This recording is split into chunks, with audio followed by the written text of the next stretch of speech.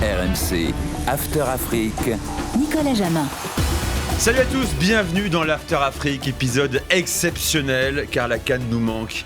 Et j'ai convoqué évidemment l'homme qui a fait briller RMC à Rabat au Maroc pendant quasiment 3 semaines. Oui, déjà Chaud est avec moi. Salut Walid. Salut Nico, salut à tous. On a du mal à passer à autre chose, la vérité. Ouais, c'est vrai qu'elle nous manque et puis comme on l'a décrypté, on aimerait bien avoir quelques réponses à nos questions, mais ça tombe bien. à nos affirmations, donc on a convoqué... Tu veux des réponses ? Oui, on a un des grands personnages de la CAN. On a profité de sa présence à Paris pour le convoquer. Enfin, convoquer, oui. C'est un peu prétentieux comme expression. Ça fait longtemps qu'on essaie de l'attraper. Ça fait très longtemps. Il y a eu des messages, des vocaux, WhatsApp, SMS, tout. Mais c'est un homme qui était très pris en fait. Exactement. Mais on l'a capturé. Depuis janvier 2025, très pris. On l'a eu. On l'a donc en février 2026. On est très heureux. Un des grands personnages de la dernière Coupe d'Afrique des Nations. Eric Schell est avec nous. Salut Eric. Ouais, bonjour. C'est un plaisir de t'avoir avec nous. Bonjour Nicolas. Je rappelle qu'on est en audio, en vidéo également sur YouTube. Allez-y. C'est le podcast After Afrique exceptionnel. Eric, sélectionneur du Nigeria depuis janvier 2005.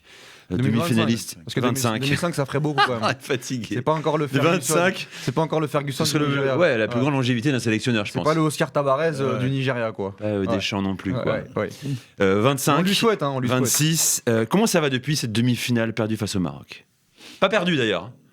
Ah si, elle est tir au but, quoi. Oui, mais sur le classement FIFA, c'est match nul. Voilà, c'est ça. Ouais, donc c'est non, après ce match, pas beaucoup de repos parce que je suis parti directement au Nigeria.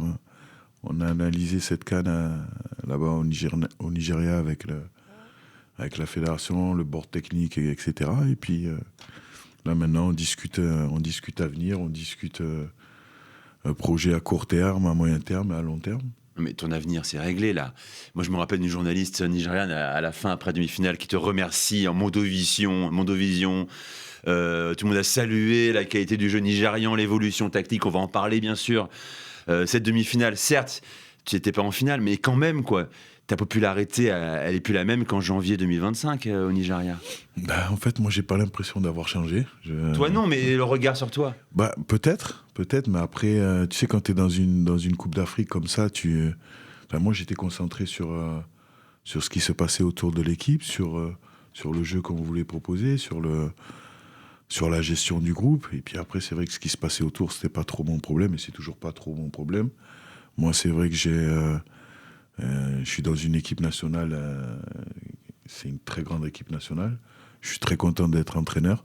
Maintenant, il y a toujours des discussions. Moi, ma volonté, c'est de rester. Maintenant, il faut que les deux parties fassent un pas vers l'autre. Mais l'image, elle a quand même changé, Eric, par rapport à ton arrivée, même si tu avais fait du très bon boulot avec le Mali. Le Nigeria, avec tout le respect que j'ai pour le Mali, est une sélection historique en Afrique. Et ce que vous avez dégagé en termes de jeu, en termes de compétitivité, je pense que ça t'a quand même renforcé, que ce soit médiatiquement ou même à la fédération du Nigeria, non ? Ouais, non, bien sûr.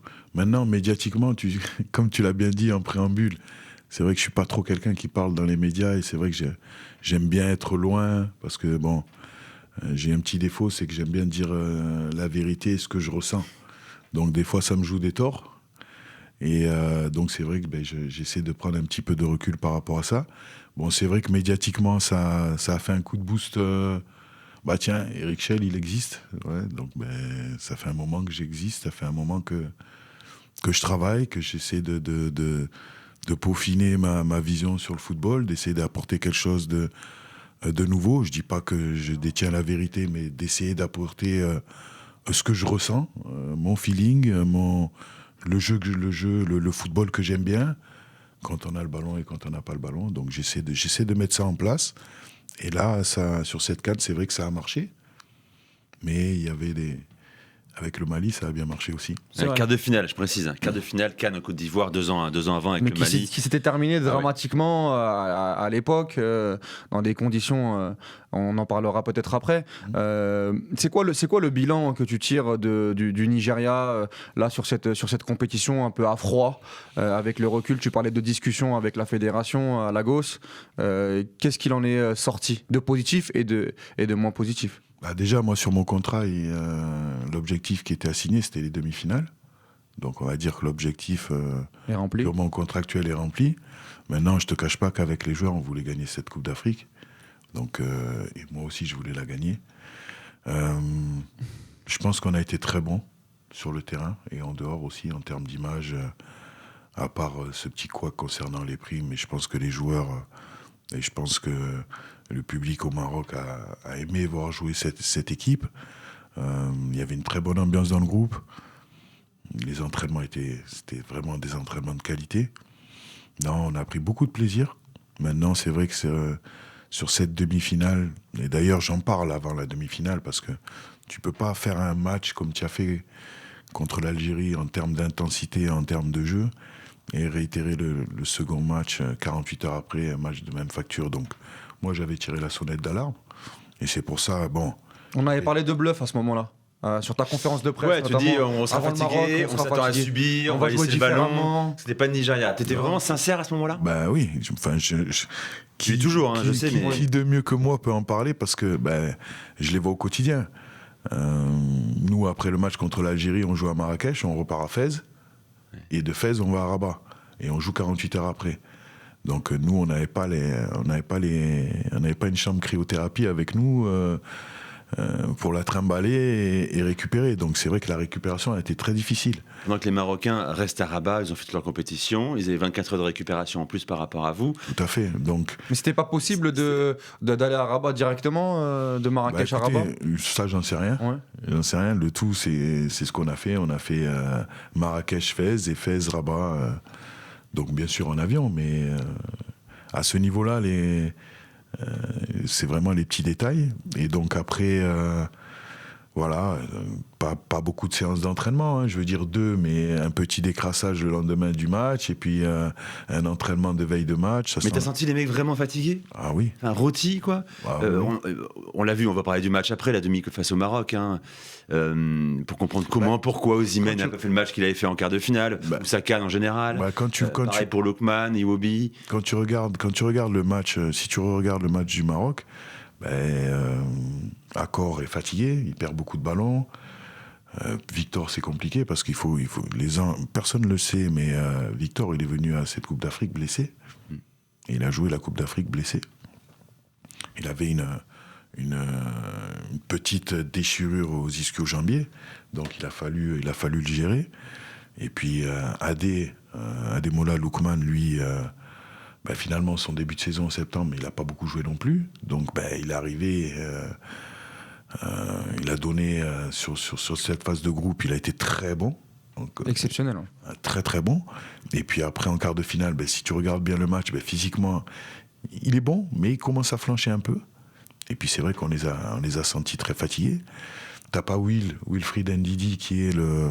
Il a beaucoup manqué. Le capitaine. En fait, tu sais, en gros, on est sur un pressing tout terrain où j'ai 5 joueurs qui sont le premier rideau sur le pressing. Et en fait, t'as Wilfried Ndidi qui est le capitaine, qui lui sécurise tout. Donc attention, en second couteau, j'ai Raphaël Onyedika. Qui est très bon à Bruges, mais qui avait raté son match contre le Maroc. Moi, je l'aime beaucoup en Ligue des Champions. À chaque fois que je le vois, encore contre Marseille, il a été très très bon, même contre le Barça ou contre Monaco. Et là, c'est vrai que par rapport à Ndidi, il a un peu souffert de la comparaison sur le match. En fait, tu sais, c'est 2 profils différents. Tu vas être Raphaël Onyedika, où tu vas être plus sur un profil qui va jouer plus sur un système où je veux dire où tu vas avoir des ailiers 4-4-2, 4-2-3-1, et tu vas être plus sur un bloc médian. Et tu vas plus couper les passes. Il est très intelligent dans cette lecture tactique. Et Will qui va être plus dans un profil où qui va être capable de sortir sur les joueurs, et d'harceler et de récupérer le ballon dans les pieds des adversaires, tu vois. Donc c'est 2 profils différents. Et là, Rafa, sur ce match, c'est vrai qu'il a été moins bon que Will, mais après c'est un super joueur. Hein. Super joueur. C'est un super joueur. Hein. D'ailleurs, là contre l'OM, il a été bon. Hein. Très très bon. Et puis même, je pensais qu'il allait être transféré. Non, c'est un très bon. Mais d'ailleurs, attends, tu nous parleras de Nadi tout à l'heure, qui vient de signer à Marseille. Tu l'as appelé pour la CAN, c'est toi qui est le premier à l'avoir convoqué avec la sélection. Il a joué que 13 minutes, mais on veut ton avis là-dessus. L'équation marocaine dans cette demi-finale-là, parce qu'on parle de la fatigue, il ne faudrait pas que les gens pensent que c'est une excuse. Il y a aussi une équipe marocaine qui avait aussi pas mal de blessures, qui était aussi un peu fatiguée, mais qui vous a rentré dedans et qui a fait un sacré match. Tout à fait. C'est vrai que j'ai pas eu le temps d'en parler. Non, le Maroc a été très bon. Le Maroc a été très bon en termes d'intensité. Ils nous ont pressés. On n'a pas trouvé les solutions en première mi-temps. En deuxième mi-temps, on est revenu avec un petit peu plus, mais le Maroc a été très bon. Je veux dire, quand, justement, en conférence de presse, je parle de Walid, tout le travail qu'il a fourni, c'est pas, encore une fois, c'est pas des paroles en l'air, c'est la vérité. On peut lui poser la question. Nous, il avait étudié cette équipe, tous les matchs, il les a étudiés. Donc non, bien sûr qu'ils nous ont bloqués. Ils nous ont mis énormément d'intensité, ils ont été très agressifs. Dans le jeu, au niveau de la qualité technique, moi je trouve que cette équipe du Maroc, elle a progressé tout au long de la compétition, et ils arrivent contre nous, ils méritent cette victoire. Heureusement qu'il y a Calvin Basset qui fait un match exceptionnel c'est un match derrière, monumental. parce que sinon le Maroc, lui il avait l'air frais, c'est ça qui est dingue. Tu as Calvin, tu as le latéral gauche Bruno qui sort un super match aussi, tu as Bright, le latéral droit qui fait son match aussi. Nabali aussi qui a fait son match. Non, après les joueurs ils se sont battus. Hein. Ouais. Les joueurs ils se sont battus, ils ont tout donné. Et en fait, moi ma réflexion c'était ça, c'était est-ce que je commence et je reste dans le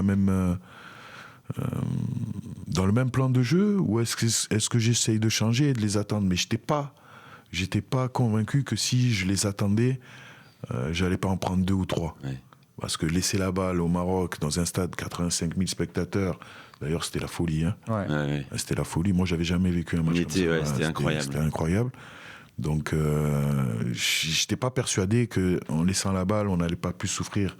Donc, on a essayé d'aller presser, mais si tu regardes le match, après 15 minutes, on n'arrivait pas à presser. Ouais. Parce qu'on avait toujours 1 mètre, 2 mètres. Parce qu'avant la demi, c'était la clé, en fait. Parce que le Nigeria était l'équipe qui pressait le mieux avec le Maroc. Et on se disait, purée, comment ça va se passer? Parce que ça va être une bataille intéressante. Surtout, vous aviez 2 options par rapport aux autres sélections. Tu savais subir et tu savais également avoir la maîtrise. Ce qu'on savait, c'était la particularité du Nigeria. Avec des joueurs en transition qui pouvaient exploser. Tu as des joueurs en transition, et des joueurs aussi qui arrivent à garder le ballon. Ouais. Quoi. Donc, 2 options. Donc, nous, on était un peu déçus. Tu l'expliques, tu l'as dit pendant la CAN. Effectivement, on était fatigués, moins de récup, un déplacement en plus. Mais ce que tu dis là, c'est grave finalement. Je ne vais pas taper sur l'organisation marocaine, c'est pas ça l'idée. Mais on arrive sur une demi-finale de Coupe d'Afrique des Nations. Que tu ne puisses pas te présenter, si tu veux, avec tes armes qui ont fait ton parcours cette canne-là, à cause de ça, c'est fou quand même. Non, mais après, c'est pas que à cause de ça, je pense. Non, mais ça joue aussi, parce qu'on n'a pas reconnu le Nigeria qui était, après quart de finale, quasiment notre favori. Oui, mais après, c'est la CAN. Après, c'est le lot d'une compétition. C'est le lot d'une compétition. Il y a des matchs, tu as des équipes qui ont 4 jours pour récupérer, tu en as qui en d'autres 3, parce qu'il y a la demi-finale, il y a la finale, il y a les phases de groupe. Donc, c'est le lot d'une compétition. C'était pas voulu par le Maroc. Non, c'était pas voulu c'est pas ce que j'ai dit. Mais... Après, nous, en termes d'organisation, en termes de récupération, on doit faire mieux que ça aussi. Ah. Voilà. Parce qu'il y a une gestion. Moi, j'aimerais te poser la question, Eric, mais tu parles d'Osimhen, par exemple. Ouais. Mettons les pieds dans le plat, joueur exceptionnel. Mais quand il joue contre l'Ouganda sur le 3e match, est-ce qu'il n'y a pas une gestion, et je crois qu'il joue beaucoup, parce que je ne sais pas s'il termine le match, mais moi je m'étais fait la remarque, je pensais que tu allais le mettre au frigo sur le 3e, et pour le coup il y avait eu un gros turnover hormis Osimhen. Il n'y a pas une erreur de ta part là-dessus avec un peu de recul, ou dans cette fameuse gestion là de se dire on va essayer de le protéger pour la 2e partie de compétition? Ce qu'il faut savoir, j'aurais pu le faire aussi contre le Maroc, hein, mais on peut le dire. Ouais, mais c'est un match moins important que l'Ouganda. Mais on peut le tourner comme ça, comme une erreur de ma part. Après, Victor, dans tous les sens du terme, c'est quelqu'un qui est très important dans le groupe. Il y a une équipe nationale du Nigeria avec Victor sur le terrain et sans Victor sur le terrain. Donc l'Ouganda, on était qualifiés, mais... Sur d'être premier aussi, parce qu'avec la victoire contre la Tunisie... Sur d'être premier aussi, maintenant, tu sais, t'as des... t'as des joueurs, en termes de gestion humaine, il faut essayer de les driver pour qu'ils t'apportent, pour qu'ils t'amènent ce qu'ils veulent, ce que tu veux. Donc moi, aujourd'hui... on n'a pas eu de discussion par rapport à ça, mais moi, tu sais, quand j'analyse ma CAN, je me dis Victor, c'est un top striker. Le gars, on arrive au 2e match, finalement, il n'a pas beaucoup marqué tant que ça, tu vois, et on a une équipe qui est offensive. Donc il fallait que je lui donne cette capacité. Cette confiance en plus sur le Cette troisième confiance match. pour Tu voulais essayer qu'il de marque sur le Ouais. troisième match, tout Voilà. ça. Il marque contre la Tunisie, mais tu voulais qu'il continue. Voilà, qui continue à marquer. Ok. Voilà. Et c'est ce qu'il voulait aussi, j'imagine. Tu le ressens, ça. Bon, moi, il m'en a Ouais. pas parlé. Mais s'il voulait pas jouer le match, il pouvait venir me le dire aussi, parce que je leur donne aussi cette possibilité. Les gars, moi, je vous le fais jouer, mais si vous le sentez pas, vous venez, vous m'en parlez, et puis après, moi, je décide. Donc tu as eu ce parti pris entre le faire reposer ou lui donner encore plus de confiance. Tu as choisi la deuxième solution. Exactement. D'accord. Exactement. Maintenant, bon, ça m'a pas souri. Mais non, je pense que j'étais aligné sur, encore une fois, sur ce que je ressentais. Je pense que lui était aligné aussi. D'ailleurs, je pense qu'il était bien content parce que c'est son premier match en tant que capitaine de l'équipe nationale du Nigeria. Voilà. C'est fou, ça arrive tard. Alors, revenons sur la demi-finale vite fait, Eric, quand même, parce qu'il y a la séance de tir au but. On en parlait avec Walid. Faut en parler. Moi, j'étais au stade, on s'est dit, Eric, il sort Victor. 3 minutes avant la fin de la prolongation, quoi. Et donc de la séance de tir au but. Et plus globalement, Et- moi j'étais très énervé ce soir-là. J'en ai parlé notamment dans les émissions où on débriefait le match, parce que c'est la deuxième séance de tir au but que vous manquez À la finale continentale du barrage. à une échéance très très importante contre la RDC.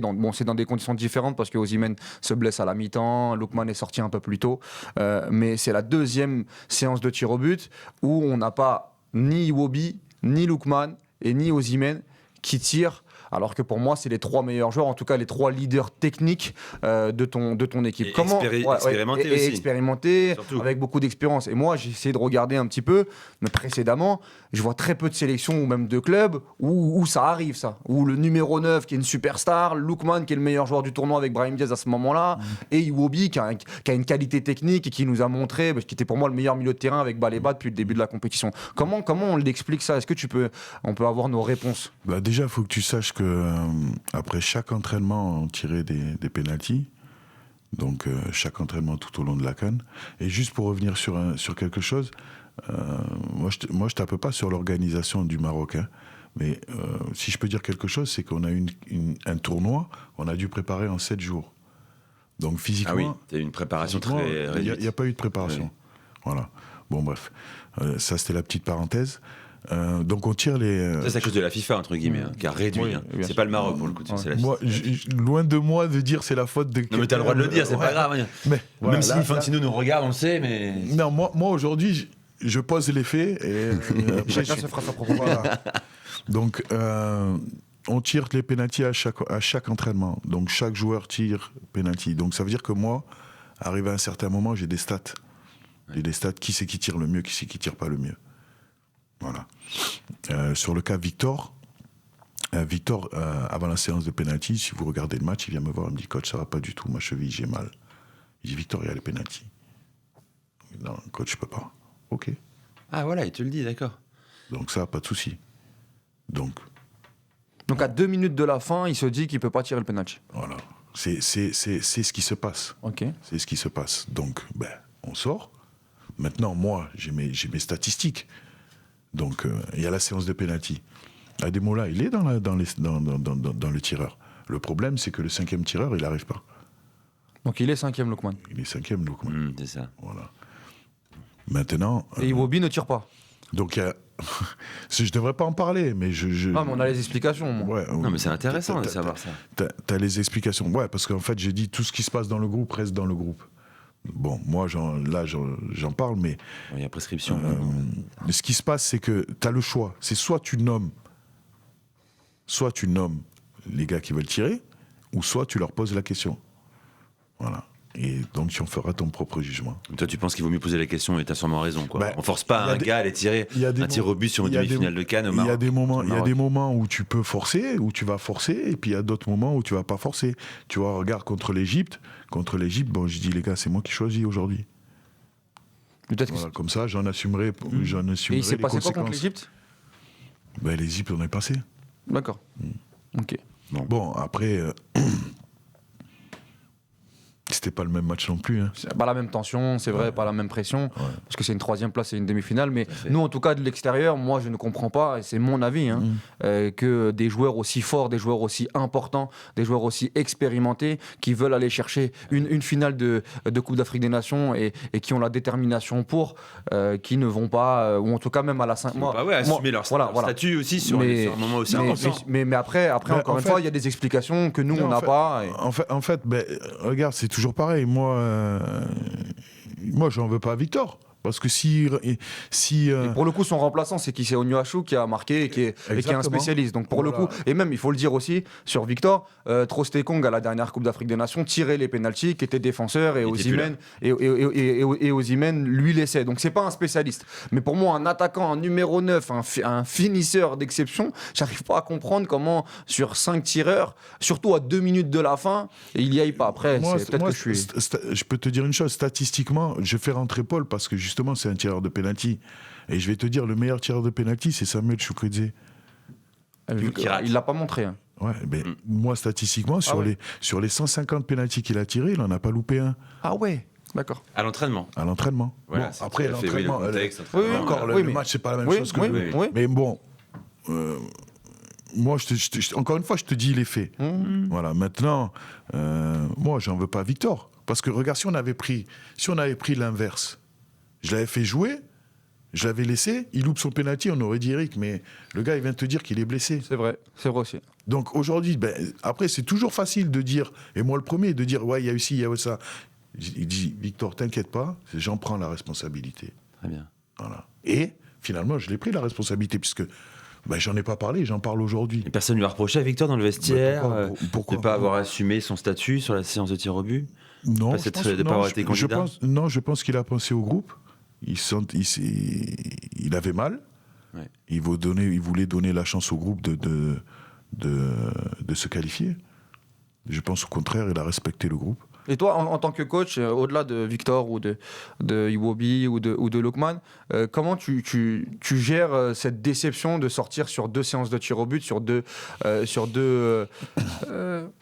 échéances qui comment étaient tu l'as très vu, quoi, importantes. Et laquelle fait le plus mal, j'ai envie de te demander aussi, la demi contre le Maroc ou la finale du barrage continental pour le mondial? Sur le Congo, je l'ai pas. Sur le Congo, on n'est pas parti pour jouer la séance de pénalty. Sur le Maroc, je sentais qu'on était fatigué et pour moi, il fallait qu'on arrive à la séance de pénalty. C'est pour ça que dans mes changements, je fais rentrer Paul et Samuel parce que pour moi, c'est les 2 meilleurs tireurs de l'équipe. Donc il y a une réflexion là-dessus. Voilà. Donc sur le Congo, on n'était pas parti. J'étais pas parti pour. Je pensais que ça allait se décider avant. Et donc, pareil, sur le Congo, sur la première mi-temps, on part sur un pressing tout-terrain. Et on avait joué encore une fois 48 heures avant contre le Gabon. Et on avait fait prolongation. Et donc, Ademola et Chouk, à la mi-temps, ils sont carbo. Donc, paf, je fais rentrer Edjouké et Moses. Simon. Et finalement, bam, c'est même eux qui ont joué plus que Ademola et Chukwueze. Donc, on arrive à cette séance de penalty où, finalement, il n'y a plus d'attaquants sur le terrain pour tirer des penaltys. Parce que Alex avait joué 90 minutes aussi. Alex était fatigué, Alex voulait sortir. C'est vrai que c'est un contexte différent pour moi, les deux. C'est un contexte différent. Donc, il y a Osimhen qui sort à la mi-temps blessé, vous êtes proche du 2-0 à la mi-temps, pour moi c'est différent. Donc là, dans l'urgence, on a dit, voilà, les gars, qui veut tirer ? Parce que la séance de tir au but, elle est vraiment mauvaise contre la RDC. Le Congo et le Maroc, elles sont pas bonnes. Oui. Donc peut-être il y a une réflexion à avoir sur la suite. Mais en tout cas, j'ai eu mes réponses, Nico. Eric, je veux qu'on parle du quart de finale aussi, parce qu'on l'a vécu intensément. Non, ça on avait dit qu'on n'en parlait pas. On l'a vécu intensément. Non, l'Algérie, en fait, c'est un mauvais souvenir pour moi. C'est oublié d'en parler. Il nous a fait très très mal. Il y a plein d'auditeurs, d'afteriens, d'origine algérienne ou algériens qui nous écoutent. Il faut qu'on en parle. Je te dis pas ça pour te mettre la pression, parce qu'ici on dit tout. T'as marché sur l'Algérie avec ta sélection. Nous on était un peu déçus de voir la différence de niveau. 2-0 à l'arrivée, sauf que ça aurait peut-être dû faire 4-5-0. Il y a des polémiques derrière, on peut en parler aussi, sur la main de Ajayi, tout ça. Donc tiens, on y va. Il y avait main ou pas? Il y a pénalty pour l'Algérie? En fait, c'est quoi la réglementation? La réglementation, c'est main décollée, du corps, ballon dans la surface de réparation qui tape le bras. Est-ce que c'est penalty pour toi, ça? Ben, si la réglementation, c'est si le ballon touche la main en premier, il y a penalty. Maintenant, si elle touche une partie du corps avant la La main, cuisse, en l'occurrence. il n'y a pas penalty. Le problème dans cette situation, c'est de ne pas avoir la VAR, c'est juste ça. Mais après, ça, c'est autre chose. Voilà. Mais encore Mais on une va fois, pas se réfugier là-dessus parce que Non, le non, Nigeria- attends, mais attends, on peut laisser répondre. Oui, bien sûr, bien sûr. Pas gêné, Non, mais non, Walid, hein. On dit pas qu'on se réfugie. Non. En fait, souvent, bah encore, je vais pas parler de la FIFA et de la CAF, mais souvent l'ambiguïté vient de ça. C'est que les règlements, on les sort quand il y a la polémique. Sortez-les avant les polémiques. Et avant un tournoi, il y a toujours une réunion avec les arbitres. Avant ce tournoi, avant une Coupe d'Afrique, tu as une réunion de 2 heures avant les On arbitres. rappelle des règles. Où les arbitres rappellent les règles. Et des fois, il y a des petits changements. Hein. Donc, on a 2 heures de réunion. Ou avec des vidéos, ben, les gars, sur ça. Donc, la CAF, la CAF et la FIFA devraient communiquer un peu plus. Avant les tournois, ben, regardez, messieurs, les règles pour les mains, les règles pour la VAR, les règles pour tout. Et après, il y aurait moins de polémiques. Tu vois, on parle de la finale aussi. Ben, c'est quoi le règlement ? Tu veux dire quand des joueurs moi, je prends pas parti. quittent le terrain pendant 15 minutes, il y a un règlement, c'est match perdu. Voilà, maintenant, il faut entre guillemets, il faut avoir les coronets de pour Le courage. Voilà. à ce moment-là. Et il y a une autre règle, il n'y a pas grand monde qui le sache, mais moi, je suis joueur de foot, je sors du terrain, je vais chercher une bouteille d'eau sur le banc, je bois, j'ai carton jaune. Ouais. C'est-à-dire que quand je sors délibérément du terrain, j'ai un carton jaune. Ça, on n'en parle pas. Donc, quoi qu'il arrive, il y a des décisions à prendre. Mais pour prendre les décisions, il faut connaître les règles. Et les appliquer, c'est ce que tu es en train de dire. Bien sûr. Si elles existent, il faut les appliquer, que ce soit sur la main ou pas main, sur le Sénégal qui quitte le terrain, tout ça. Voilà. Comme ça, stop, on arrête toute polémique. Oui. Voilà. Donc, non, moi, j'ai de la chance. J'ai de la chance parce que contre l'Algérie, ils auraient pu siffler la main comme il ne l'a pas sifflé. Donc moi, j'ai de la chance. Mon équipe a de la chance sur ça. Ça aurait Maintenant, changé quoi, on a Eric ? mis les ingrédients. Voilà, c'est ça. Bien sûr qu'on a mis les ingrédients. Ça pour aurait gagner pas ce changé. match. C'est le débat qu'on Il y a avait pas photo avec sur les le match. supporters des Fenech. Sur le match, il n'y a pas photo. Bah après, Il y avait combien à ce moment-là ? Il y avait 0-0. 0-0. Après, ça peut changer peut-être mentalement, etc. Mais la réalité, c'est que derrière, il y a eu une leçon footballistique. non, à ce niveau, tu mènes 1-0 en quart de finale. Peut-être que le match, il n'est pas la même chose. Même si toi, Bien sûr. moi, je sais que je vais rester dans l'approche tactique que je veux. Mais après, c'est... Mentalement, les deux équipes sont différentes. Mentalement, regarde, sont dans un état d'esprit l'Algérie, différent. au lieu Ouais. de baisser d'un pied à chaque minute, ben là, ils vont monter à chaque minute parce que finalement, ils mènent 1-0. C'est vrai. Et tu sais très bien que quand tu joues contre l'Algérie et que tu perds 1-0, c'est eux qui ont la maîtrise du ballon. Bien sûr. C'est eux qui ont la maîtrise Avec du un peu plus ballon. de confiance. C'est eux qui vont maîtriser le match. Parce que moi, j'ai eu la chance d'entraîner 6 mois en Algérie. Donc j'ai encore plus découvert le footballeur algérien. Je sais que c'est un joueur technique. Je sais que c'est un joueur qui veut faire tous ses exercices avec le ballon. Je sais que les supporters algériens, ils prennent leur pied quand leur équipe, elle garde le ballon. Donc moi, je sais que je vais avoir une équipe en face, mais techniquement, si je les laisse jouer, on va prendre la foudre. Tu vois ? Donc moi, je prends parti de leur mettre une intensité de malade. Et en plus, tu as des joueurs pour aussi, quoi. Athlétiques, intenses, dans le pressing contre pressing. Tu as ce qu'il faut. Voilà, donc je prends ce parti-là. Et je me dis, après, quand je vois j'en parle.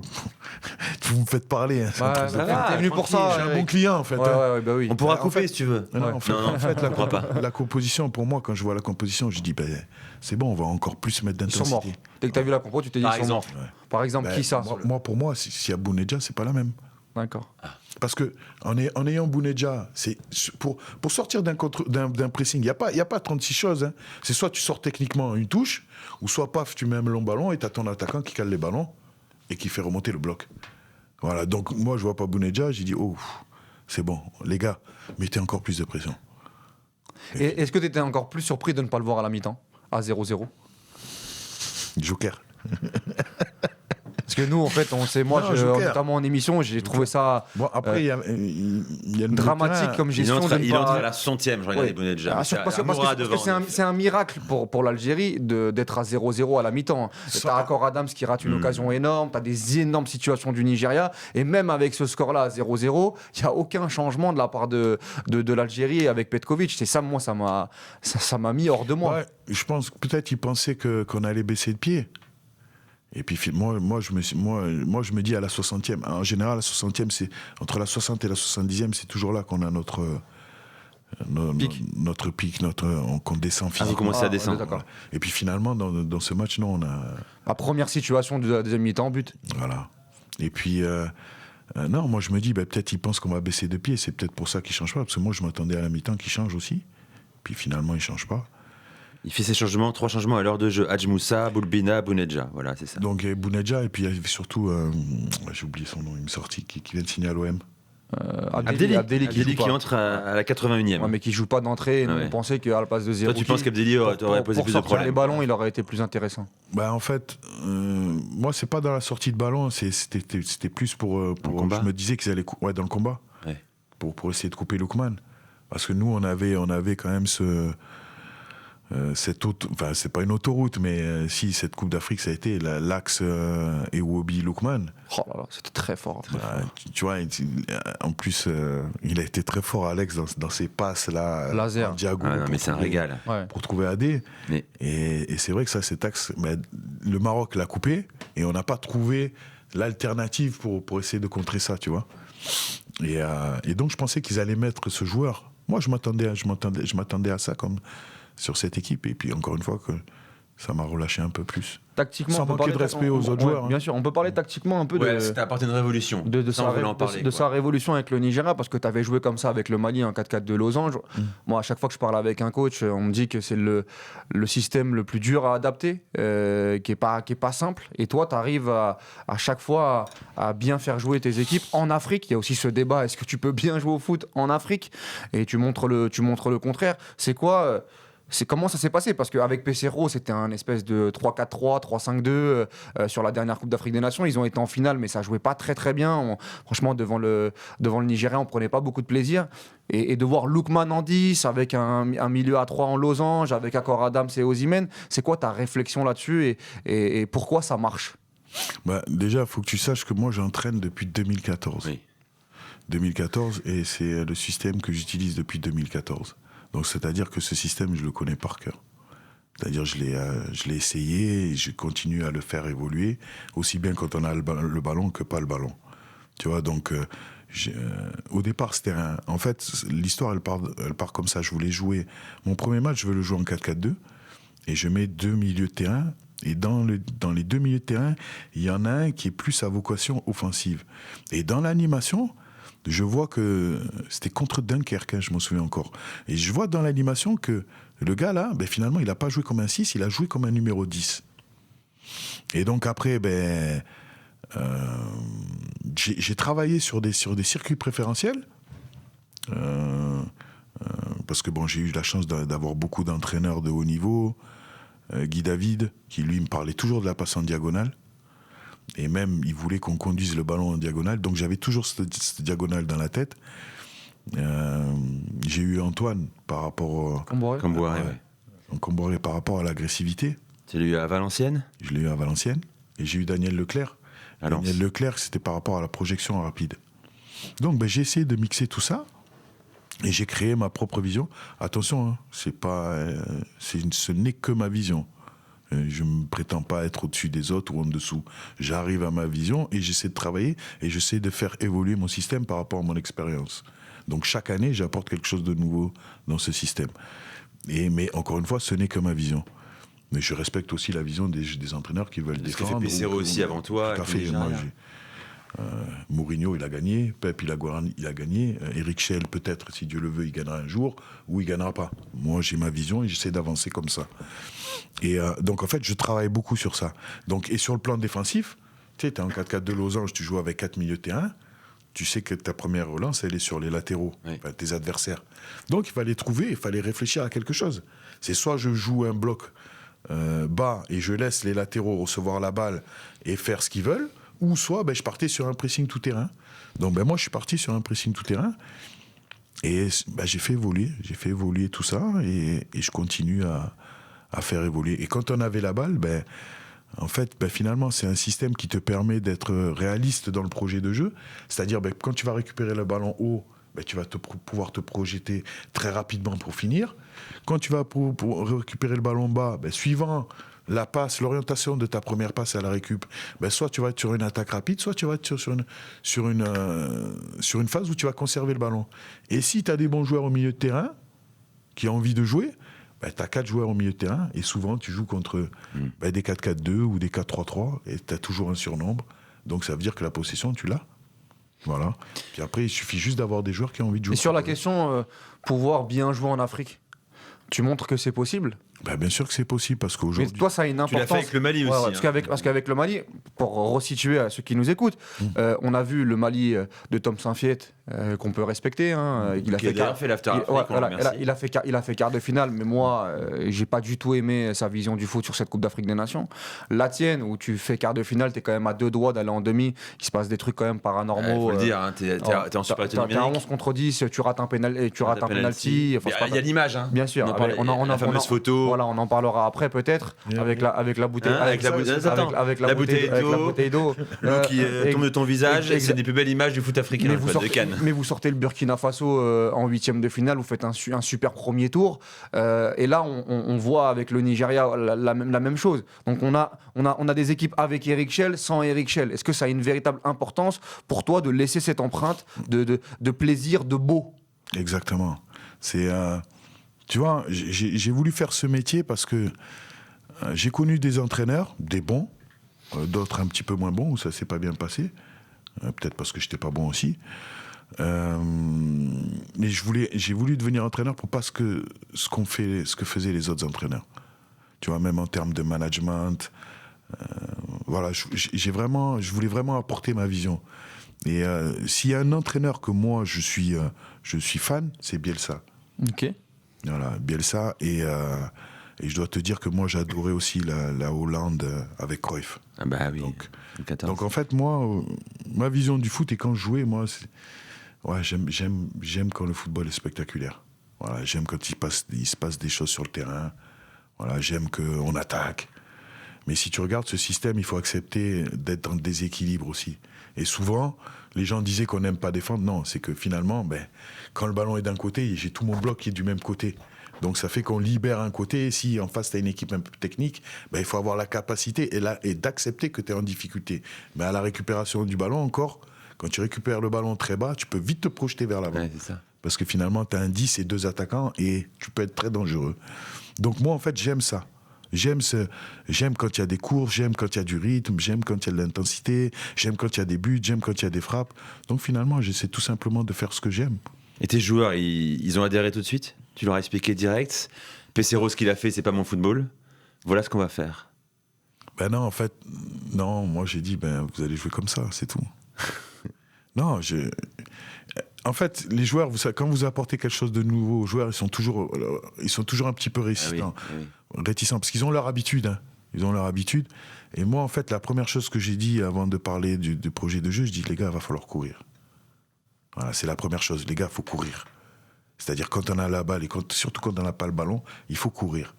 Maintenant, après, en Afrique, c'est vrai que c'est compliqué, parce que des fois, tu joues, c'est 45-50 degrés. Donc, pendant un an, ça, il a fallu le travailler.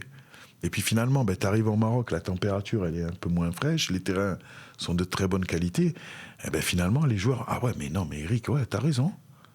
Et on se régale. Ouais, moi, quand je discute avec Alex, il me dit, mais merci, coach. Alexis Boubi, ouais. Ouais, je me régale, moi. Sur la réticence des joueurs, c'est intéressant. Sur le management, on va encore parler des stars, Osimhen et Lookman. Avec tout le respect que j'ai pour toi, Eric, ce sont des... Il y a beaucoup de respect. Hein, non, mais toujours du respect. Toujours. Mais pour essayer de mettre en perspective dans ton management, quand tu arrives au Nigeria et que tu as Osimhen, Lookman, comment tu gères ces mecs-là?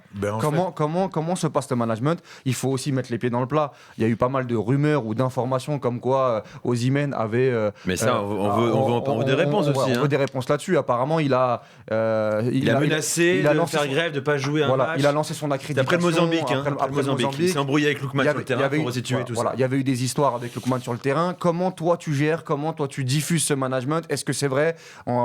Aujourd'hui, tu es avec nous. C'est pour avoir des réponses. Qu'est-ce qui s'est passé? Qu'est-ce qui se passe? Comment tu peux gérer 2 stars comme ça? Déjà, ce qui s'est passé, c'est ça. Déjà, Victor, ce qu'on doit savoir sur Victor, c'est que c'est le plus grand compétiteur.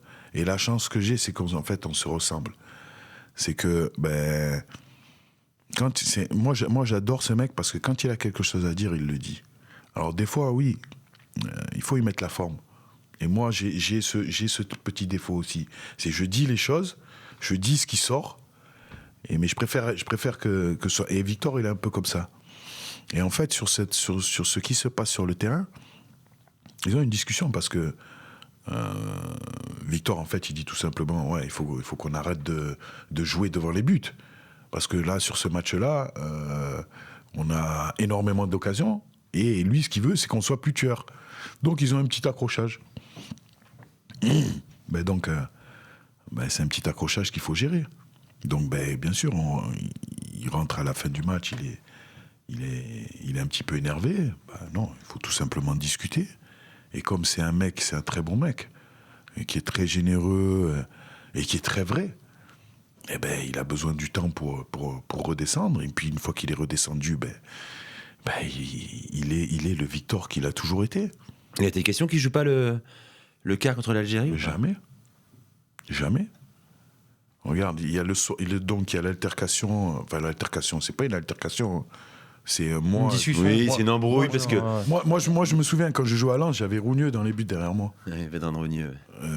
Combien de fois on s'est pris la tête pendant les matchs à s'insulter et à tout dire. Mais là, ce qui est étonnant, c'est que tu menais, je crois, 2 ou 3-0, que Lookman avait déjà fait 2 passes D à Osimhen. Ouais. Il dit, c'est bon, Victor, tranquille, il a bossé le garçon à tes côtés. Mais c'est justement, les gars, le gars, c'est une machine.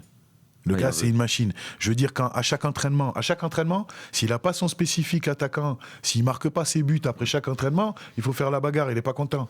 À début d'entraînement, c'est le premier sur le terrain. C'est le dernier à sortir sur le terrain. Le gars, il veut tout gagner. Ouais. Donc, s'il a la possibilité de marquer 6 buts, il faut marquer 6 buts. Et il a raison. Non, les gars, c'est pas la kermesse. Et Lookman, c'est le même, en plus calme. Mais les deux, c'est des assassins, les gas. Non, moi, je vous le dis, très fort, devant les buts, j'en ai vu des attaquants. J'ai joué contre Paoletta, j'ai eu la chance de jouer contre Benzema, Keller. J'en ai vu des attaquants. Mais des mecs frappés dans la balle comme eux, ils frappent, moi, j'avais jamais vu ça.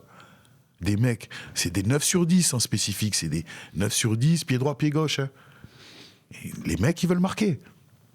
Et aujourd'hui, ils le montrent. Et donc, moi, je vais pas demander à mes joueurs, les gars, on joue un match, il faut qu'on meure sur ce terrain-là, et me plaindre quand j'ai 2 de mes joueurs qui se disputent un peu. Non, mais comme je dis après le match, ce qui se passe dans le vestiaire reste dans le vestiaire. Donc ils ont réglé ça entre eux, j'ai même pas eu besoin d'intervenir. Parce que c'est des compétiteurs. Donc, il y en avait un qui était énervé, l'autre qui était énervé, ça a duré 10 minutes, on est rentré à l'hôtel, on a mangé, ils se sont parlé, c'est terminé. C'est terminé, j'ai pas eu besoin d'en parler plus. Nous, on est un peu frustrés parce qu'en fait, on les verra pas, ces 2 gars-là, et ta sélection à la Coupe du Monde. C'est vrai que ça fait un peu tâche. Le Nigeria sera pas à la Coupe du Monde. Alors évidemment, c'est pas de ta faute. Tu as pris l'équipe en cours de qualif, qui avait fait 3 points sur les 3 premières journées. C'est aussi une des raisons pour laquelle tu es arrivé en janvier 2025. Vous échouez, on l'a dit, in extremis contre la RDC. Comment tu le vis, toi de pas être au rendez-vous américain là, l'été prochain, avec le potentiel, les promesses de ta sélection? Moi, je l'ai mal vécu. Hein. Je l'ai très mal vécu. Il a fallu l'encaisser. Maintenant, il ne faut pas oublier d'où je viens aussi. Hein. Aujourd'hui, il ne faut pas oublier d'où on vient aussi. Hein. En mars, on reprend l'équipe. On a joué jusqu'avant la Coupe d'Afrique. On a joué chaque match. C'était si on perd le match, on ne va pas à la Coupe du Monde. Donc après, on a vécu une année de folie aussi. Hein. Chaque match, le premier match que je joue, on joue le Rwanda chez eux. On va gagner 2-0 là-bas, mais faut aller gagner au Rwanda. Et puis, premier match avec cette pression, on joue le Zimbabwe. Zimbabwe, on fait match nul, mais on prend un but dans les arrêts de jeu, mais on a 10, 15, 20 occasions dans le match. Et puis, chaque match, on les a joués sous pression. Chaque match. Mais quand je parle de pression, en Afrique, c'est multiplié par 10. Et au Nigeria, c'est multiplié par 100. Rien à voir avec le Mali? Rien à voir? Non, on est sur un pays de 250 millions d'habitants. Moi, quand il y a une conférence de presse, au Mali, j'avais 10 journalistes. J'en ai 200, là. Donc, non, c'est tout est multiplié par 100. Et donc en termes de pression, et je le ressentais sur les joueurs. Je ressentais que certains joueurs avaient cette pression. Donc finalement, quand on arrive à la Coupe d'Afrique, ces matchs-là, ils sont faciles pour nous. Et les mecs, ils sont relâchés. C'est pour ça que d'entrée de jeu, on a imprimé ce rythme. Et les mecs, finalement, ils ont joué les matchs. Allez, on se lâche, quoi. Et non, bien sûr qu'on est déçus d'aller à la... Il y avait un côté revanchard sur cette CAN ? Ouais. Les joueurs, ils voulaient montrer qu'ils avaient quelque chose sous le ventre. Moi aussi. Mais encore une fois, moi je les remercie parce que sur cette deuxième partie, sur cette année de Coupe du Monde, quand même, ils ont fait un super parcours. Hein. Et ces mecs-là, t'as le sentiment qu'ils revient... ils sont raccord avec toi, ils veulent bosser avec toi encore sur la durée, Lookman, Osimhen. Je te pose la question parce que c'est quand même des... Voilà, c'est non, des gros leaders. Non, mais je peux pas. Il faut leur poser la question à eux.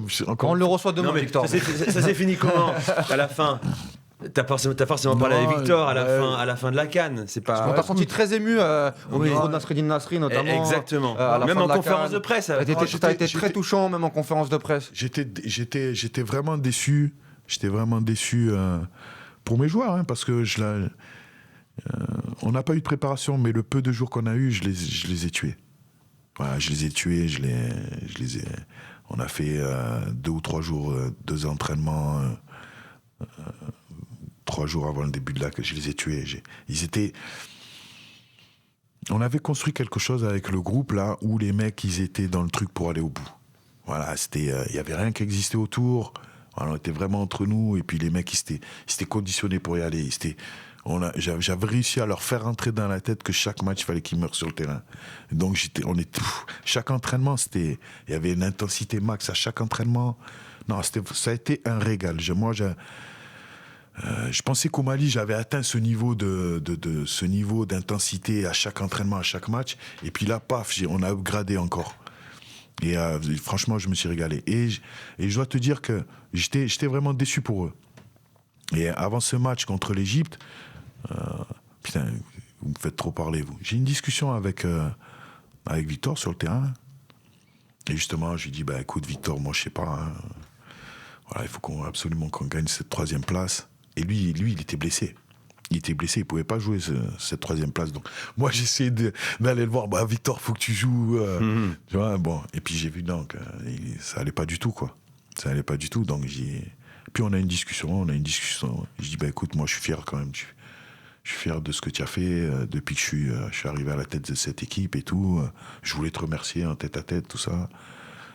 Je dis, je sais pas de quoi est fait le futur, mais en tout cas, quoi qu'il arrive, si un jour tu as besoin de moi, quoi qu'il se passe dans ta vie, tu m'appelles, je viendrai parce que, écoute, moi, quand j'arrive, toi, tu es un grand joueur, moi, je suis pas un grand entraîneur, hein, je suis un petit entraîneur. Et puis, il me regarde et puis il me dit, non, mais coach, peut-être, tu crois que tu étais un petit entraîneur, mais maintenant, tu es un grand entraîneur. Et ça fait quelque chose. Et ça m'a touché. Ça m'a touché et je me souviens, il n'y a que lui qui l'a vu, hein, mais ça avait été dur. Ça avait été dur de faire l'entraînement après, parce que voilà, je voulais gagner. Et je me souviens, donc, je sors du terrain, je m'en vais un peu, là. C'était sur le terrain d'entraînement du Raja, je me cache un peu, et puis là, je tombe en sanglots, parce que je voulais la gagner, cette CAN. Je voulais la gagner, et puis que ça me fasse plaisir que Victor me dise ça. Et donc, je voulais encore plus le gagner, cette 3e place. Et c'est vrai que si, comme je l'ai dit au micro, si je n'avais pas gagné cette 3e place, 3e séance de pénalty, passer à travers... ça aurait été dur à encaisser. Ça aurait été dur à encaisser. Avec ce qui s'est passé aussi à la CAN 2023 au Mali, parce que quand tu fais un retour sur cette CAN, même si le contexte fait que j'ai fait quelques changements, à la fin, tu dis, c'est toi le premier responsable. C'est toi le premier responsable. Donc, cet échec-là, tu peux pas donner une telle qualité de jeu sur le terrain et ne pas avoir de résultats à la fin. Je dis pas qu'il faut que je gagne, mais que j'arrive à un certain niveau, ouais, ça allait être dur de continuer. Et puis finalement, les joueurs, encore une fois, ils ont donné ce qu'ils avaient à donner pour l'équipe en premier et puis pour le staff derrière. Et puis aujourd'hui, ça fait du bien. Ouais, quand tu parles comme ça de tes rapports avec Osimhen, Lookman, la sélection, évidemment, on a envie que tu continues aussi parce qu'il y a des trucs à faire. Hein. Il y a des échéances. Il y a une CAN en 2027 à confirmer. Aussi, le problème, c'est qu'on ne sait pas encore. Censé y en avoir une également en 2028. Hein. puis un mondial en 2030. Ben, voilà. On va parler de ton avenir personnel aussi, tes ambitions, tes rêves de coach. Tu l'as dit, ça fait quoi depuis 12 ans que tu entraînes déjà? Tu as entraîné Martigues, Atlético Marseille. Il y a la Ligue 1 peut-être à un moment, on va parler de ça aussi.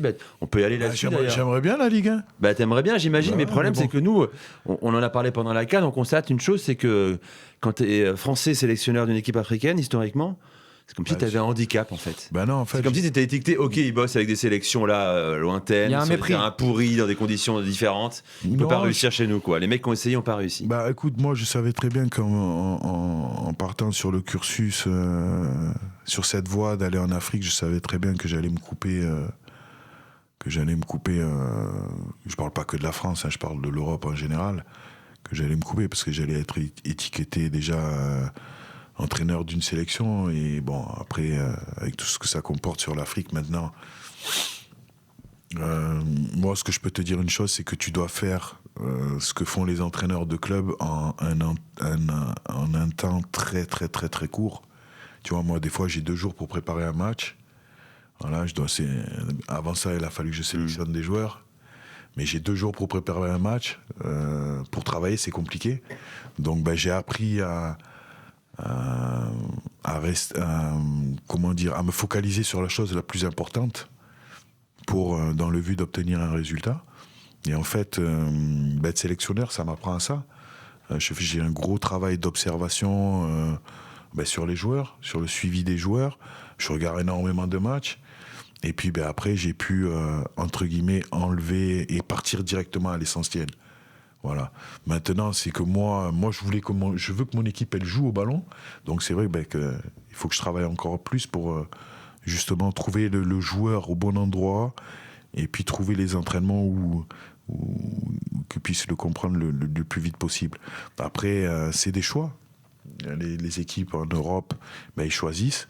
Maintenant, moi je peux dire une chose, c'est quand dans ton équipe tu as 80 ou 90% de joueurs africains, pourquoi tu mets pas un entraîneur avec un discours africain? Parce que si tu mets... C'est-à-dire en fait, ce que je veux dire, c'est que tu peux pas demander à un Yougoslave d'aller entraîner... Si, bien sûr qu'il pourra entraîner, mais un Yougoslave qui va entraîner dans le Sahara, son acclimatation, la connaissance du joueur qu'il va avoir en face de lui, c'est-à-dire du public qui va entraîner, elle va être toujours plus longue que quelqu'un qui est de la place. Si moi, demain, je vais entraîner en Alaska, ce sera toujours plus difficile pour moi qu'un entraîneur qui vient d'Alaska. Il faudra plus de temps, quoi, pour s'adapter, comprendre un petit peu. Donc, si dans ton équipe, tu as 70% de Serbes, il faut que tu aies un entraîneur serbe. Comme ça, il va plus vite faire comprendre à ses joueurs ce qu'il veut. Si tu as un entraîneur en France, si tu as des entraîneurs, tu as des Français sur le terrain, il vaut mieux avoir un entraîneur français. Parce qu'ils vont plus vite comprendre. C'est pas une question d'ethnie ou quoi. Non, je te parle d'écoute et de compréhension. Des codes. Voilà. Certains codes. Voilà. Après, même s'il n'y a pas de vérité absolue là-dessus. Et on a vu des Claude Leroy qui a fait sa légende, Hervé Renard qui a fait sa légende. Mais c'est des Africains. Hervé Renard et Claude, c'est des Africains, c'est des gens qui... Ils sont devenus. Oui, mais qui ont vécu. Qui sont acclimatés, qui sont... Voilà, oui, c'est ça. Qui ont épousé, qui ont vécu sur place, tout ça. Tu vois, en sélection, tu as le choix. C'est soit tu arrives en sélection, tu viens pour les matchs et tu repars. Eux, ils ont fait le choix d'habiter. De connaître le contexte. Ce que tu as fait aussi avec le Nigeria. Moi, j'habite là-bas. Tu habites à Lagos. Ouais, Abuja. Abuja. Donc, tu apprends le contexte, tu apprends à comment les gens réagissent. Et voilà. Et puis après, c'est pour ça que tu as des résultats. Parce que c'est ça, c'est pas une question de couleur et de langue. Non, c'est une question de comment ils comprennent et comment je vais leur faire comprendre. C'est ça. Mais Eric, aujourd'hui, on va mettre les pieds dans le plat. C'est que moi, j'en ai parlé avec beaucoup de sélectionneurs et même avec beaucoup de directeurs sportifs. On sait très très bien qu'il y a un mépris déjà du football de sélection. Le football de sélection, même européen, pour certains coachs, c'est très très dur de revenir dans un football de club parce que beaucoup disent que c'est 2 métiers totalement différents, notamment sur la charge de travail, notamment sur le temps, etc. etc. Et que aujourd'hui, encore plus pour les sélections africaines, tu as vraiment le sentiment qu'entre l'ego que peuvent avoir certains coachs africains de ne pas revenir dans des clubs anonymes. Je te donne un exemple. Demain, si toi, Eric, on te propose Angers, on te propose Le Havre, on te propose ce type de club, est-ce que tu irais, par exemple ? Vraiment, en Ligue 1, j'y vais tous les jours. Voilà. Oui, quand même. Oui, mais c'est pas le cas de tous les coachs. Non, bien sûr, mais bon. Je vais pas prendre des exemples, mais des coachs qui ont gagné notamment à l'époque Hervé Renard. Est-ce que il est parti à Lille, il est parti à Sochaux, etc. Mais est-ce que tous les coachs qui ont fait, je te donne un exemple, Walid Regragui par exemple qui a fait demi-finale de Coupe du Monde, est-ce que il pourrait aller dans ce type de club-là parce qu'il a fait des choses extraordinaires sur le pays, même financièrement, même. En fait, il y a une espèce d'entre-deux qui est de juste milieu qui est dur à trouver entre les prétentions salariales, les prétentions aussi de club et la réception du monde du foot de club qui a un mépris sur certains coachs africains. Et en fait, tu te retrouves plus là-dedans et au final, t'es hors circuit, t'es hors réseau. Tu le ressens ça quand même. En fait, tu vois, pour moi, tu prends le mauvais exemple parce que Walid, pour moi, c'est un entraîneur qui aujourd'hui, il peut pas aller dans une équipe qui est bas de tableau en Ligue 1. Exactement. Voilà, moi Walid, mais il devrait être dans des bons clubs. Mais est-ce que les directeurs sportifs vont lui donner cette opportunité ? Moi, je lui souhaite, mais est-ce que moi, c'est ce que j'aimerais bien, mais tu vois, le football est en train de progresser justement là, parce que regarde, en Afrique maintenant, tu as beaucoup d'entraîneurs africains. Voilà, qui font leurs preuves, mais il ne faut pas oublier que ces entraîneurs, ils ont été formés en Europe. Moi, j'ai été formé en Europe, moi, j'ai été formé en France. J'ai été formé ici, à Clairefontaine. J'ai passé tous mes diplômes ici. Donc moi, dans mon cas, ce qui me, entre guillemets, me tue, c'est que finalement, en France, j'ai rien fait. Voilà, j'ai entraîné des clubs, c'est pas rien faire. C'est pas rien faire, mais... C'est anonyme. Voilà. C'est Eric, quand on parle d'Eric, s'ils me connaissent, c'est en tant que joueur. S'ils me connaissent. Oui. Voilà, j'étais pas non plus le meilleur joueur. Atlético Marseille, Martigues, Boulogne. Voilà, j'ai pas été en Ligue 2, j'ai pas été en Ligue 2. J'étais en National, quoi. Voilà, j'étais plus sur du National 1, National 2. Voilà, donc aujourd'hui, ils ont cette étiquette-là. Et c'est dur de s'en défaire. Je sais pas si je vais m'en défaire un jour. Non, mais toi, que je gagne quelque chose. Toi, demain, enfin pas demain, on verra ce que tu fais avec le Nigeria, mais dans 3-4 ans, t'as un bon club de Ligue 2 qui t'appelle, ça t'intéresse? Est-ce que je vais préférer venir sur de la Ligue 2 ou rester sur une équipe nationale? Oui, c'est ça. Entre le Nigeria et la Ligue 2, aujourd'hui, tu restes sur le Nigeria. Tous les jours. Oui, ou même une autre sélection africaine. Regarde, moi, je plaisante avec mes potes souvent. Je dis, mais moi, je postule tous les jours, moi. À l'OM, à Rennes. Oui, évidemment. Oui, bien sûr. Je dis même, on y va à pied. Je le dis toujours. Non, mais aujourd'hui, moi, je sais quand même que je suis dans une grande...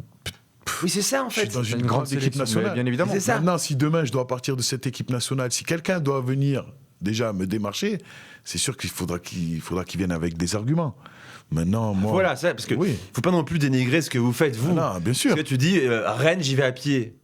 Non, surtout pas. T'es sélectionneur du Nigeria quand même. Pour moi, et ça commence par là, le changement des mentalités. Dire, attendez les gars, moi j'ai fait Mali, Nigeria, quart de finale, demi-finale. Non, en fait, si je disais ça, si moi demain je décide de partir du Nigeria. Oui. Voilà, moi si demain j'ai envie d'aller dans un club. Ah oui, d'accord. Après, c'est plus un poste. Parce que l'équipe nationale et les clubs, c'est pas la même chose. Tu sais, il y avait même des entraîneurs en équipe nationale qui entraînaient en même temps qu'ils étaient en équipe nationale, ils entraînaient un club aussi. Bien sûr. Tu vois?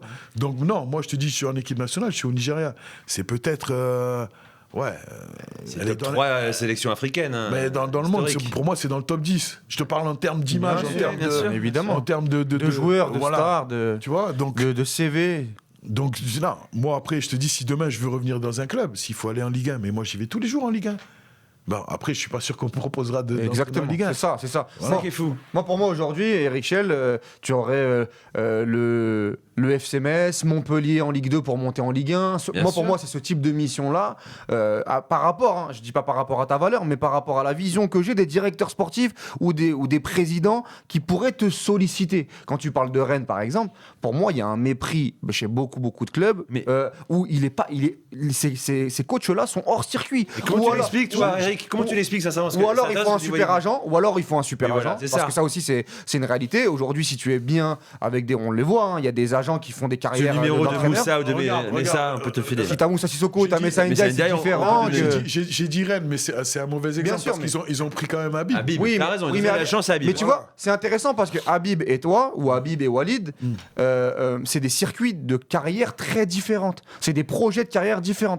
Habib, il s'est construit en club, il a toujours fait médiatiquement un travail pour s'installer avec à Canal, au Red Star, pour essayer d'aller chercher une Ligue 1 par rapport aussi à la force médiatique qu'il avait et son talent. Vous avez été sur un circuit. Je pense qu'Habib Beye, si l'année dernière on lui avait proposé le Sénégal par exemple, il n'aurait pas été dans ce secteur-là, dans ce circuit de carrière, je pense. Est-ce que tu peux faire les deux ?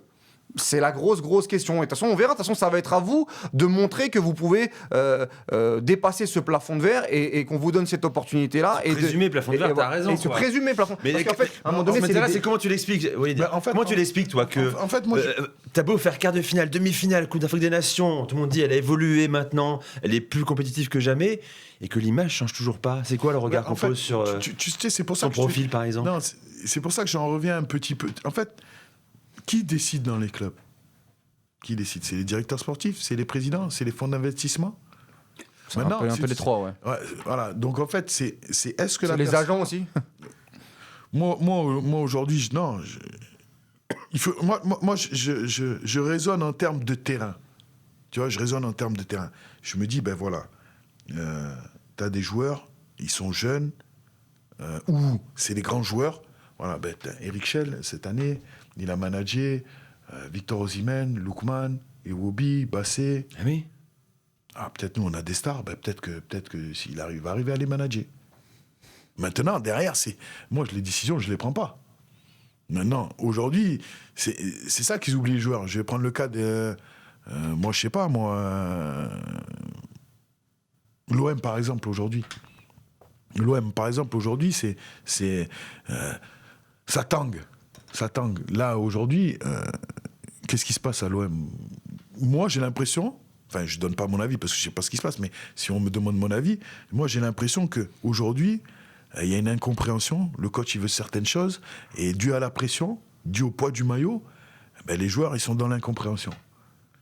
Tu vois? Mais moi, tout ce que je demande, c'est d'être dans une situation où on va juger mon management.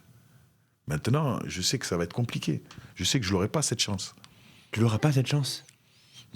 Si un jour il y a un directeur sportif ou un président qui est sur la même vision que moi. C'est-à-dire, voilà, Eric, toi, je sais que ta vision, c'est d'avoir un projet spectaculaire, d'essayer de marquer des buts tout le temps. Écoute, moi, j'ai envie que dans mon club, les spectateurs, quand ils viennent, ils prennent leurs pieds. Donc, ton taf, c'est ça. Maintenant, il faut que tu aies des résultats. Voilà. T'es OK? Oui. Tu penses que ton profil peut leur faire peur, c'est ce que tu dis justement? D'un football total, il est ultra engagé, parce que la Ligue 1 évolue aussi, on a maintenant des coachs qui sont plus protagonistes, tu vois. Non, attention, je dis pas qu'en Ligue 1, il n'y a pas ce genre de non, football. Mais je te dis, moi aujourd'hui... Ton profil, il colle avec l'époque, je trouve. Ouais, après, regarde, moi, mon téléphone, depuis que la CAN est finie, j'ai pas reçu de coup de téléphone de président de Rien Ligue 1. du tout.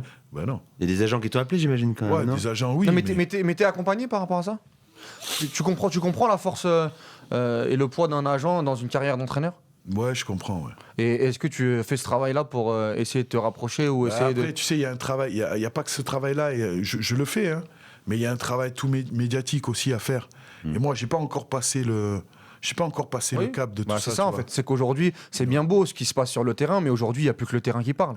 Voilà. Il y a l'aspect médiatique, il y a l'aspect médiatique, il y a l'image, et il y a le discours, il y a la vision, et puis il y a aussi l'agent. Il y a aussi l'agent qui arrive avec un catalogue dans un club et qui te dit, écoute, moi j'ai Eric Schell, fais-moi confiance, on y va.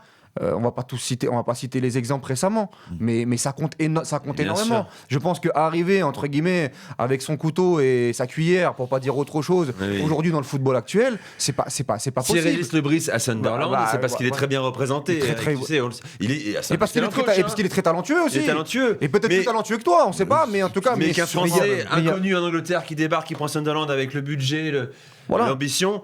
Ça n'arrive pas, je pense, s'il n'a pas. Bien sûr, comme agent. Qui est un super agent. Certainement, ça compte. Mais donc, voilà. Et puis pour le coup, tu as un charisme aussi, parce que nous en parlait. Ah oui, moi pour moi. Tu as une gueule qui marque à l'image. Non, ouais. Arrête, genre. Oui, il y a un truc. T'es hyper télégénique, tu vois. Ça compte aussi, quoi. En plus, tu nous as fait découvrir les costumes Nike. Ça, on savait pas qu'il y avait bravo. Ça, on savait pas que. Je les ai achetés, c'est Nike qui t'a envoyé ça, magnifique. On savait pas que ça existait, très classe. Je leur ai demandé, je dis, écoutez, moi j'aimerais bien, parce qu'avant sur le début de ma carrière, je me mettais jamais en chemise ou ou pantalon, j'étais toujours en survêt. Et donc je dis, comme il faut essayer de changer son image, regarde, tu vois, j'arrive avec un pull Jordan. Bon, bref. Comme il faut essayer de changer son image, j'essaie de progresser. Donc j'ai dit, écoutez, si vous avez des trucs aux couleurs du Nigeria avec le sponsor, c'est mieux. Ouais. D'accord. Donc ils m'ont ramené ce costume. cette petite chemise et cette costume, d'ailleurs, qui était un peu grand d'ailleurs. Ouais, c'est vrai que c'était un peu large, mais bon, On était surpris, ouais. Tiens, on voulait parler avec Walid du néo-marseillais qui a signé à l'OM pendant le mercato d'hiver, Tochukwu Nadi. Je disais tout à l'heure, tu l'as convoqué pour la première fois avec le Nigeria, on ne le connaît pas très bien, Zulte Waregem. 13 minutes pendant la CAN, qu'est-ce qu'il vaut? Est-ce que c'est une vraie recrue pour l'Olympique de Marseille? Est-ce qu'il est prêt surtout à porter à l'OM? Écoute, moi je l'ai sélectionné parce que il a fait un match. On a fait un match amical avant la CAN en Égypte. Et il a joué la deuxième mi-temps. Alors c'est un joueur qui joue simple. Il joue en 2 touches, 3 touches. Et sa qualité, c'est qu'il est très agressif sur 15-20 mètres. Sur le porteur du ballon, il est capable d'aller chercher le ballon dans les pieds des adversaires. C'est pas quelqu'un qui va lire le jeu et couper des passes, non. Il va être agressif. Ce que je peux te dire, c'est que le petit, c'est un très bon gars. Voilà, très bon gars, très souriant. Et dès qu'il rentre sur le terrain, il est très agressif. Alors, il a tout de suite été accepté par le groupe. Tout de suite. Je me souviens, à un moment donné, dans la conservation, il veut prendre le ballon, dribbler un joueur, il perd la balle. Il y a Victor qui lui dit « Oh, reste simple. » Ouais. Et puis il est rentré, et puis depuis, non. Bon, après c'était à moi de prendre le risque d'essayer de le faire jouer plus souvent, mais j'avais un milieu de terrain où c'est difficile de rentrer. Oui. Hein. Très très difficile. Voilà. Si Onyedika il est sur le banc, voilà. C'est pas pour rien. Voilà, donc non, écoute, je suis allé le saluer là, justement au MRN. Voilà, moi j'habite à côté de Marseille, donc quand j'ai vu qu'il était à Marseille, je suis allé le saluer. On s'est vu dans les tribunes, on a discuté un peu. Je lui ai donné 2-3 conseils. Non, pour moi, il n'y a pas ce profil là aujourd'hui dans le club de l'Olympique de Marseille. C'est Hochberg, c'est un joueur qui va être plus, qui va dicter le tempo du match, mais qui va être moins dans le fait d'aller agresser les joueurs. Voilà, lui, il va être plus dans apporter cette agressivité au milieu de terrain. Dans un rôle castrateur à peu près. Voilà. Ouais, c'est vrai qu'il manquait beaucoup à l'OM, et je pense qu'entre Timber et Nahdi, c'est un peu le profil de joueur qui voulait aller chercher. Ouais. Moses Simon aussi, tu l'as cité tout à l'heure, Moses Simon, tu le faisais beaucoup entrer en jeu sur la CAN, quoi, pour ses qualités explosives de fin de match. Nous, nos débats avec Walid, moi j'estimais qu'il n'allait pas forcément réussir au Paris FC. En tout cas, je trouve que Paris pas forcément fait le bon choix. C'est une déception en tout cas. En tout cas, c'est une déception par rapport à ce qu'il a livré à Nantes. Qu'est-ce qu'il a dans les jambes, dans le potentiel? On ne sait pas trop où le situer. Quelle catégorie de joueur? On a l'impression qu'il peut faire énorme, qu'il peut se rapprocher seulement d'Ademola, Lookman. Mais en même temps, qu'est-ce qui lui manque? Non, moi je dirais que c'est pas le même profil. Hein. Moses, c'est vraiment un ailier gauche. Percuteur. C'est ce qui amène de la percussion. Il amène des 1 contre 1, des 2 contre 2. Et en fait, au Nigeria, on n'est plus sur un losange, mais souvent après, quand on a ce pic où on descend, on passe en 4-4-2 à plat ou en 4-2-3-1. Et souvent, lui, il nous apporte cette stabilité sur les ailes et il nous apporte finalement ce 1 contre 1 et du jeu sur les côtés. Parce que quand tu joues en losange, ton bloc adverse, il vient sur l'intérieur. Et puis après, tu apportes le jeu sur l'extérieur avec Moses ou Chukwueze ou Edjouké. Donc non, moi, comme je le ressens, j'ai vu quelques matchs du PFC en début de saison. Il a fait un bon début de saison quand il est arrivé. Et puis à Nantes, quand il jouait à Nantes, il y avait le jeu qui s'orientait sur lui. Oui, c'est ça. C'était le projet de jeu, il était d'apporter le jeu sur les ailes, de mettre Moses dans du 1 contre 1. Et là, il arrive dans un nouveau club où il y a peut-être une autre philosophie, où il doit peut-être plus être intérieur avant de recevoir la balle. Et voilà, donc c'est vrai que c'est un petit peu plus compliqué. Après, moi, je suis content de ce qu'il fait en équipe nationale. Hein. Il nous apporte cette percussion, il nous apporte beaucoup de centres. Voilà, il est parfait dans ce rôle-là. Hein. Et Lookman à l'Atlético, t'en penses quoi? Il a fait un super match hier contre le Real Betis. Moi, je suis très content parce qu'il va continuer à courir. Ouais. Parce que moi, j'ai des doutes par rapport aux joueurs offensifs sous Simeone où, hormis Griezmann, souvent on est un peu déçu. Toi, tu trouves que c'est un super choix? C'était compliqué pour lui à l'Atalanta de rester avec ce qui s'est passé cet été. Parce qu'il y a eu beaucoup de choses, mais il n'y a pas grand monde qui connaisse vraiment comment il a été touché. Parce qu'au départ, c'est ça, c'est un deal entre deux. Et on lui dit, tu vas pouvoir partir. Voilà, à la fin, non, tu restes. À la fin, tu restes. Donc lui, voilà, c'était quand même, ça l'a touché. Et puis là, j'ai l'impression, déjà à la CAN, je l'ai revu. Voilà, il était mieux et c'est pour ça qu'il fait une belle CAN. Et là, à l'Atlético, je sens qu'il est content d'aller là-bas. Je sens qu'il est vraiment bien. Et en fait, c'est un joueur qui est comme ça. Lui, si lui, il est dans un bon mood. Ben voilà, sur le terrain, il va tout donner. Et tu vois, pendant toute une année, moi, j'ai demandé, Adé, quand t'as pas le ballon, il faut que tu presses de telle manière, de telle manière, de telle manière. Et ça a été dur. Et arrivé à la CAN, quand il est plus relâché, ou ça allait mieux à l'Atalanta, ben là, il était à l'écoute et il a fait ce que j'ai demandé.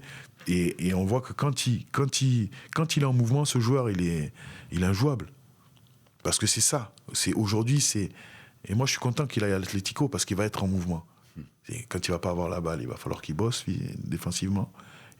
Et s'il veut exister offensivement, il va falloir qu'il bouge aussi, qu'il fasse des appels et qu'il trouve les bonnes solutions. Donc, il va être en mouvement. Et en fait, dans sa progression, pour moi, il n'y a rien de mieux pour ça. Parce qu'il va avoir ce côté défensif, mais offensivement, il va être libre. Il va être libre de pouvoir aller où il veut et faire ce qu'il veut. Moi, je pense qu'il est très sous-coté, Lookman, et que s'il est à son meilleur niveau, il est top 20 monde. On parle d'un ballon d'or africain. Mais bien évidemment, mais je parle en Europe, et le fait qu'il soit à l'Atalanta, et ça a moins de poids peut-être. Et là, à l'Atlético, dans un championnat comme la Liga, il peut véritablement exploser et montrer tout son talent. Ben, tout à fait, mais regarde, tu sais, en fait, Ademola, il a ce côté où il est renfermé. Donc après, comme on me parlait tout à l'heure, il y a l'image qui fait que derrière, t'as une grosse aura sous-côté. Regarde, moi, je me souviens quand il était à l'Atalanta, quand j'étais au Mali, moi, j'avais Bilal Touré qui était à l'Atalanta. Et en fait, je regardais les matchs et je me dis, ah putain, pourquoi Bilal, il joue pas? Puis après, à force de regarder les matchs, je dis, ah ouais, Ademola, il est fort. Mais en fait, c'est pas le même profil aussi. Mais Ademola, il est fort parce que c'est un mec qui, voilà, il joue devant avec deux attaquants, mais en fait, il tourne, il va à gauche, il va à droite, il vient au milieu, il a cette faculté à bien lire le jeu. Et en fait,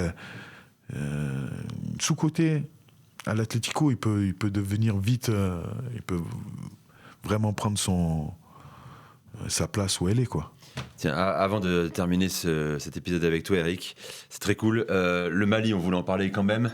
Nous, on est un peu désespérés, on adore ce pays, cette sélection, potentiel énorme, joueurs, profil qu'on adore aussi. Est-ce que le Mali va y arriver un jour? Qu'est-ce qui lui manque pour y arriver? Qu'est-ce qui lui manque pour y arriver, en fait? Il y a tout. Non. Il y a tout en termes de potentiel. Regarde, le Mali, je vais t'expliquer. C'est ton pays, hein, t'es franco-malien, je le rappelle. Mais oui, c'est mon pays. Ce qu'il faut savoir, c'est que le Mali, en termes de formation de joueurs, ils sont à vraiment un très bon niveau. Tu vois, je ne sais pas si ça va lui plaire que je parle de ça, mais tu as l'Académie JMG, Jean-Marc Guillou, là, qui fait un travail depuis énormément d'années qui est exceptionnel. Et là, si tu regardes, chaque année, il y a 7-8 joueurs qui vont à Red Bull, Salzbourg ou dans d'autres clubs en Europe. Et c'est des joueurs qui arrivent. Tu vois, le petit Kamori Doumbia qui est à Brest, là, lui, moi, quand j'étais en équipe nationale du Mali, je l'ai découvert. Et après, il a joué tous les matchs. Hein. C'est des joueurs qui sont au-dessus. Les Mohamed Kamara, les Doudou Aïdara, là, qui viennent depuis le mois de janvier d'être à Lens. Là. Ça, c'est des joueurs en termes techniques. Ils ont une qualité technique qui est impressionnante. Hein. Sangaré qui est aussi arrivé à Lens il y a 6 mois. Ouais, il y en a plein. Ouais. Mais tu vois... Il pourrait faire une équipe de 11 milieux, en fait. Ouais, c'est ça. Et je vais t'expliquer pourquoi, justement, ils ont que des milieux de terrain. Là, c'est un pays, c'est pas comme le Maroc où tu as un terrain à chaque coin de rue. Donc, tu as des petits terrains au Mali sur le sable. Tu as des petits terrains à chaque coin de rue. Des petits terrains. Donc, finalement, c'est des jeux, c'est des matchs qui favorisent le jeu... dans des petits espaces. Et finalement, il n'y a pas de cage. Donc, finalement, tu formes que des milieux de terrain. Et l'ADN du football malien, c'est les milieux de terrain. Donc, moi, pour la petite histoire, quand j'arrive au Mali, je dis, mais moi, mon système, il rentre en plein dans l'ADN du Mali. Donc, c'est pour ça que d'entrée, les petits, encore une fois, les joueurs, c'est plus des petits, ils s'adaptent directement au système de jeu. Et aujourd'hui, moi, je sais pas, j'ai vu ça de très loin. Et je dois t'avouer que...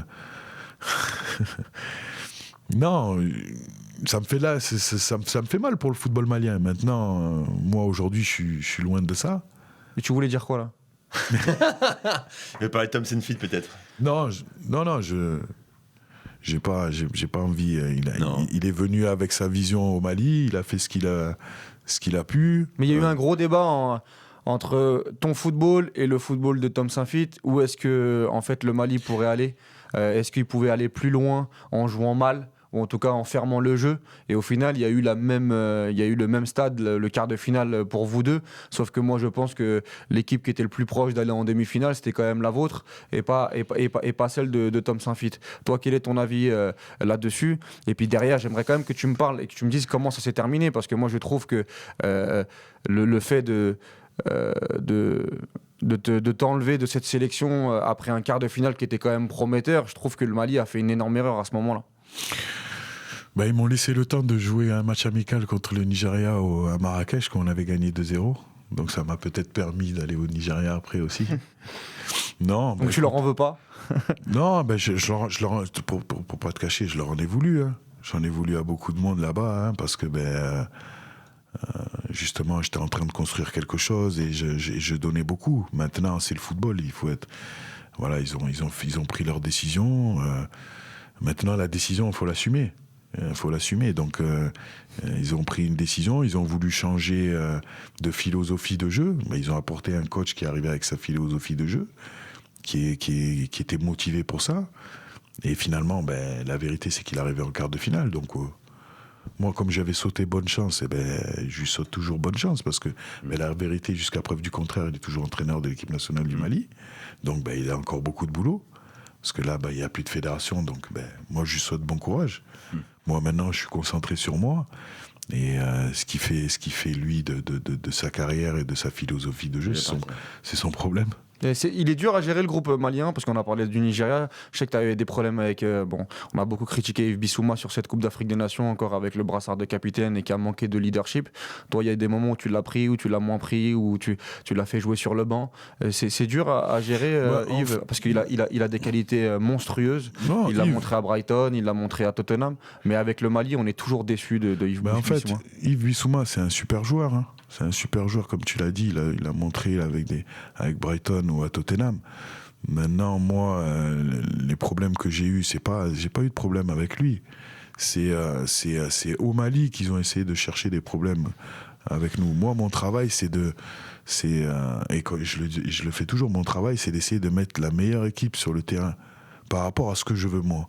Donc moi, si demain je veux jouer en losange, pour moi, le meilleur, et je l'avais dit à ce moment-là, pour moi, le meilleur, c'était Kamori Doumbia.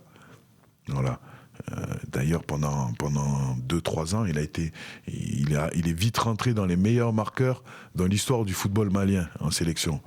Donc là-dessus, je ne m'étais pas trompé. Mais encore une fois, j'avais rien contre Bissouma ou quoi. Je dis non. À ce moment-là... Oui, tu prends le mec qui est le plus en forme. Je prenais le mec qui était le plus en forme. C'est ça. Donc finalement... Mais c'est fort au niveau management de se passer d'un joueur qui a un gros statut.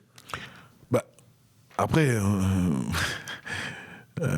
ils sont pas surpris, les joueurs, parce que ça, je leur annonce. Je dis, les gars, si vous venez, c'est pour jouer, c'est pour être bon. Maintenant, si en club, vous jouez pas, moi, j'en assume les conséquences. C'est-à-dire, je vous le dis, si vous venez, peut-être que vous allez jouer 15 minutes, peut-être que vous allez jouer 90 minutes. Mais derrière, c'est moi qui vais l'assumer. Donc, moi, après, je fais mes choix, mais il y a aucune attaque personnelle et il n'y a aucune attaque contre le joueur. Moi, j'ai fait mon jugement sur ce que j'avais vu. C'est qu'aujourd'hui, à ce moment-là, je ne devais pas le prendre. Donc après, dans le pays, je ne sais pas ce qui s'est passé, ou je ne sais pas ce qu'il a entendu, mais peut-être que, de toute façon, depuis que je suis parti du Mali, j'ai plus eu de discussion avec lui. Après, moi, si on me demande mon avis, moi, mon capitaine, c'était Amari Traoré. Voilà, eux, ils ont décidé de changer de capitaine. C'est une décision du staff technique. Moi, je ne commande pas cette décision. Encore une fois, il y a un entraîneur qui est payé pour faire ce métier. J'aime bien, tu dis, je commande pas, mais on sait ce que tu penses, quoi. C'est ça. Quand tu commandes pas, c'est très fin, mais c'est bien joué. Non, mais il est payé pour faire des choix et pour avoir des résultats. Maintenant, moi, je parle de mon cas. Il y a un journaliste qui s'est permis, après un match, il était à 2 mètres de moi, de m'humilier devant le monde entier. Donc ça, c'est quelque chose que je vais pas oublier, ça. Eric, dernière question. Quelle sélection africaine peut aller le plus loin sur le prochain mondial, selon toi? Le Maroc, forcément? J'allais dire Nigeria. Mais nous aussi, on y pense, mais bon. Non, bien sûr, le Maroc, ils peuvent aller loin. Hein. Le Maroc, ils peuvent aller loin. Le Sénégal aussi. Moi, ce que j'aime bien, c'est le Sénégal, c'est devenu l'Italie et l'Allemagne de l'Europe. À chaque fois, on les oublie, mais ils sont toujours dans le dernier carré, tu sais. Et dans toutes les compétitions. Hein. Donc, et d'ailleurs,